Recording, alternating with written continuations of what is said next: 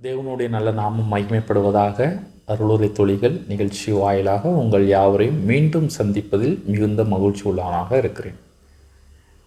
இந்த புதிய ஆண்டு 2026 ஆரம்பித்து கிட்டத்தட்ட 1.5 மாத காலங்கள் முடிவடைந்து விட்டது.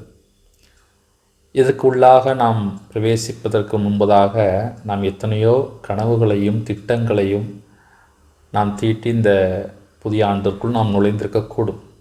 இந்த 1.5 மாத காலங்கள் ஒருவேளை அது நிறைவு பெறாத சூழ்நிலை அல்லது நினைத்த வண்ணமாக நம்மளுடைய வாழ்க்கை செல்லாதது, அதிகமான போராட்டங்கள், பிரச்சனைகள், சோதனைகள் ஊடாக நாம் கடந்து செல்லக்கூடும். நான் ஒன்றை மட்டும் உங்களிடத்தில் சொல்ல ஆசைப்படுகிறேன்.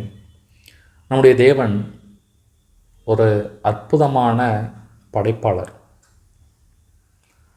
அழகான அருமையான குயவனாய் இருக்கிறார். ஒன்றும் இல்லாமையில் இருந்து இத்தனை பெரிய பிரம்மாண்டமான உலகத்தையும் யாவற்றையும் அவரால் படைக்க முடியும் என்று சொன்னால், நம்மளுடைய வாழ்க்கையிலும் அவர் மிகப்பெரிய காரியங்களை அவரால் செய்யக்கூடும். அவர்தான் நம் தேவன். இந்த சிந்தையோடு கூட நாம் இன்றைய தியான பகுதிக்கு உள்ளாக நாம் செல்லலாம். ஒரு மூத்த ஊழியர் இவனமாக அவருடைய பிரசங்கத்திலே ஒரு உதாரணத்தை அடிக்கடி அவர் சொல்லுவார். ஒருவன் ஒரு தேங்காவை எடுத்து அதை உடைத்து அந்த தேங்காவை அவன் உபயோகப்படுத்தி கொண்டு அந்த தேங்காய் மூடியவோ தூரை எரிந்து விடுகிறான்.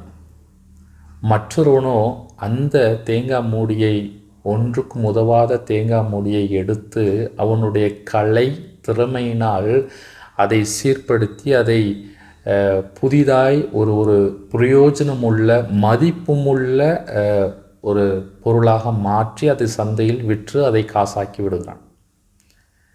ஒரு உலக பிரகாரமாக ஒரு கலைஞன் இவ்விதமாக செய்யக்கூடும் என்று சொன்னால், அண்ட சராசரத்தையும் படைத்த நம் தேவனால் செய்வது எத்தனை நிச்சயம். ஆம் பிரியமானவர்களே, அதற்கு நாம் செய்ய வேண்டியதெல்லாம் நம்மை அவரிடத்தில் ஒப்பு கொடுப்பது. உடைக்கப்பட்ட வாழ்க்கை, நெருக்கப்பட்ட வாழ்க்கை, சோதனை மிகுந்த வாழ்க்கையில் இருக்கிற நம்மை இருக்கிற வண்ணமாகவே அவரிடத்தில் அர்ப்பணிக்க வேண்டும் என்று அவர் விரும்புகிறார். அர்ப்பணித்தல் என்றால் என்ன என்று நாம் பார்த்தோம் என்று சொன்னால், முதலாவது நாம் தேவனை அறிந்திருக்க வேண்டும். நாம் தேவனை அறிந்திருக்க வேண்டும். அவருடைய உறவை நாம் உணர்கிறவர்களாக இருக்க வேண்டும். அவருடைய உறவை நாம் உணர வேண்டும். மூன்றாவது, அவரை நாம் வெளிப்படுத்த வேண்டும். நம்மளுடைய அன்றாட வாழ்க்கையில் தேவனை நாம் வெளிப்படுத்துகிறவர்களாக இருக்க வேண்டும். மொத்தத்தில் சொல்ல வேண்டும் என்று சொன்னால், தேவனுடைய திட்டத்தை நாம் நம்முடைய வாழ்க்கையிலே செய்கிறவர்களாக இருக்க வேண்டும். சரிங்களா? இதுவே தேவன் நம்மீது வைத்த மிக பெரிதான நோக்கங்களாக இருக்கிறது. இந்த நோக்கங்களை செய்ய முற்படுவது தான் தேவனுக்கு அர்ப்பணிக்கப்பட்ட வாழ்க்கை என்று நாம் சொல்ல முடியும். சரிங்களா? வேதத்திலிருந்து நாம் ஒரு வசனத்தை வாசிக்கலாம். 1 சாமுவேலின் புஸ்தகம் 30வது அதிகாரம் அதனுடைய 6வது வசனத்தை நான் உங்களுக்காக வாசிக்கிறேன். 1 சாமுவேல் 30:6. தாவீது மிகவும் நெருக்கப்பட்டான். சகல ஜனங்களும் தங்கள் குமாரத்திகளின் நிமித்தம் மனக்கிலேசமானதினால் அவனை கல்லெறிய வேண்டும் என்று சொல்லிக் கொண்டார்கள். தாவீது தன் தேவனாகிய கர்த்தருக்குள்ளே தன்னை திடப்படுத்தி கொண்டான். பிரியமானவர்களே, இந்த வசனத்தில் நாம் வாசித்த வண்ணமாக தாவீது மிகவும் நெருக்கப்பட்ட சூழ்நிலையில் காணப்படுகிறான். அவர் சிக்லாவுக்கு வந்ததற்கு பிற்பாடு இதற்கு மேலே ஒன்றும் செய்ய முடியாத சூழ்நிலை அவர் வாழ்க்கையில். பாருங்கள், மிகவும் உடைக்கப்பட்ட நிலைமை, நெருக்கப்பட்ட நிலைமை. அவர் செய்த ஒரு காரியம், தன்னை கர்த்தருக்குள்ளே திடப்படுத்தி கொண்டான் என்று நாம் பார்க்கிறோம்.